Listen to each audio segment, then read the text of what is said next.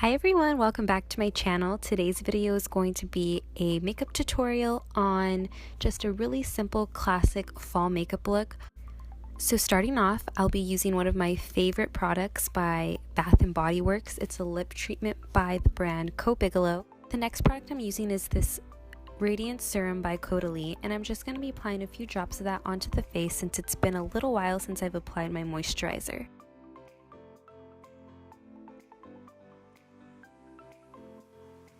And for some added hydration, I'm going to be using the Kiehl's Facial Mist All Over. Next, we're throwing it back to an oldie but a goodie, the Milani Conceal and Perfect Foundation. This is one of my favorite foundations, and I really think it's the best foundation for those who have dry skin but still want a full coverage foundation. Next, as usual, I'm going to be contouring / bronzing with a Fit Me stick. I've been using this product for about 4 years and it's just a staple in my routine. I discovered that powder bronzer just fades too quickly throughout the day, so adding a cream base layer is going to add longevity to your makeup look. And the brush I'm using to blend that in is a stipple brush by e.l.f. and it's the perfect size to get into that cheekbone area. So next I'm going to be using the NYX Dark Circle Corrector. I think this is a fantastic corrector. There's a lot of correctors out on the market that are way too orange, so this is perfect for people who are in the same skin tone category as I am. Now I'm jumping straight into concealer, and I'm using my favorite Tarte Shape Tape in the shade Medium and just applying that very sparingly onto the face. There's really no point to use a ton of product because it's already extremely full coverage, so you just want to use what you need. I love to apply my concealer with a paddle brush and just disperse it under the eye and onto any other areas that need to be covered, and then I go ahead and go back to my foundation brush and further blend that in.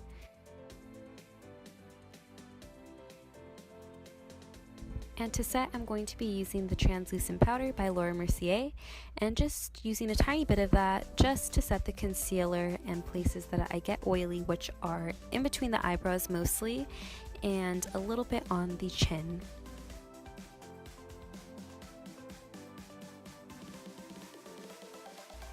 For bronzer, I'm going to be using my favorite bronzer from Laura Mercier, and it is in 03 Bronze. This is my favorite bronzer. It's not completely matte, but the sheen is pretty invisible. It's just going to give a healthy glow, and I mostly love the color. I think it's a beautiful shade for my skin tone. Next, I'll be using blush, and the blush I'm using today is by NARS. It's in the shade Lovejoy, and I specifically used it for this makeup look because this is the blush that I wear during the fall time. It goes with a lot of vampy looks, and it's just a very neutral blush that really goes with anything. For highlight, I'm going to be using this one by Makeup Forever. It's my #1 favorite highlighter. I feel like highlighters can compromise the skin in some situations, so if you haven't seen my past tutorial on how to get highlighted skin without using powder highlighter, I'll be sure to link it down in the description box. So for eyeshadow, I'm going to be using the Minimalist palette by Elsie Cosmetics. This is a great palette to have in your collection.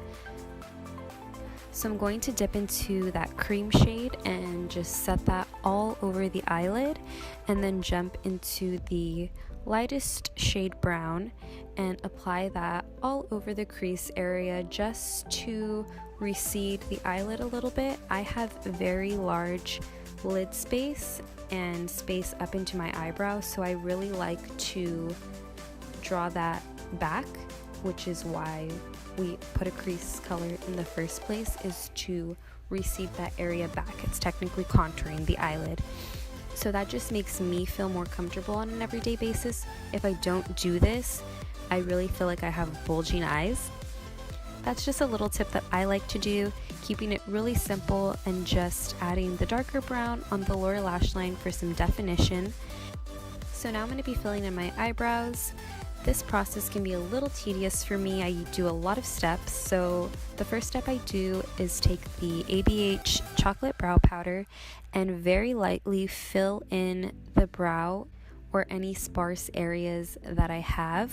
One brow is very, very light in the front, so I focus more of my attention onto that area. And then I'm just going to be using a spoolie to really blend all of that in, and you'll see me go back and forth between filling in and blending them out with the spoolie. So now I'm going to be taking this angled brush by Bdellium Tools, which is a must for me now. I received this brush in my kit when I graduated from makeup school, and it really has changed the way that I do my eyebrows now. I use this brush to create a very faint but clean line under the brow, and the trick to this is all about pressure. If you want to achieve very natural eyebrows, it's all about pressure. If you want to have an Instagram brow, then go to town and apply pressure, and that's going to give you that really defined, sharp look. But that's not what I'm going for today. I like very natural brows, almost to the point where you can't even tell that I'm filling them in. This next product is by Maybelline, and it's a brow gel with tiny fibers in it, and I really love it, especially for those of you who already have really full brows.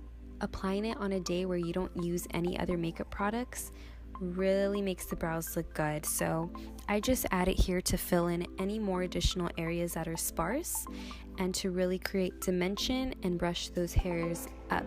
Next, I'm going to be applying this mascara by L'Oreal.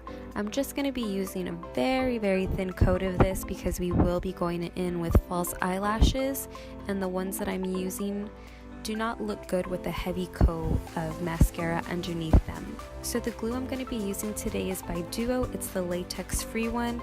If I have any makeup artists out there watching, I really recommend that you buy the latex free one just to avoid any allergy issues. That's always something you want to ask your clients before you go ahead and apply eyelashes. As you'll see when I'm applying the eyelash, this glue dries instantly. I do not wait 30 seconds. I do not blow onto the eyelash. I literally apply it onto the band and then straight onto the eye, and I'm good to go. So when applying eyelashes, I start by applying the eyelash onto the center of the eye and then attaching the two ends of the band onto the eye. So as you can see here, I'm now starting from one end of the eyelash and pressing with my tweezers, inch by inch by inch, down all the way to the inner corner of the eye. What this does is it squeezes the natural lash onto the eyelash, so you're not going to see any sort of gap in between the two. So now onto the lip. I'm going to be taking this liquid lipstick by ColourPop in the shade LAX and just applying that onto the lips. So here's what the finished makeup look looks like. And the great thing about this look is that you can basically use your everyday makeup routine, add on a very wispy eyelash and a dark lip, and you're good to go. You don't need to have an abundant makeup collection to achieve different looks for the seasons. Maybe just invest in a really nice dark lip that you feel comfortable in, and you're able to switch up your look whenever you want to. I hope you guys enjoyed this video, and I'll see you in my next one. Bye guys!